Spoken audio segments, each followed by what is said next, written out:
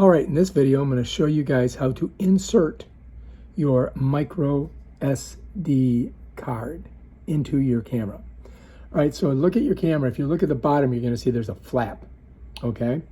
And so what you have to do is you got to pull that open. This is also your charging port, right? If you look in there, you're going to see there's a slot for the SD card. So what you have to do is you want to have the logo of it facing the screen. Here's the screen.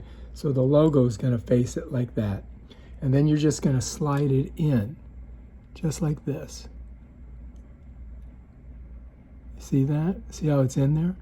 Now what I've got to do is I got to get my thumbnail on it, like this, and I got to smush it down in there.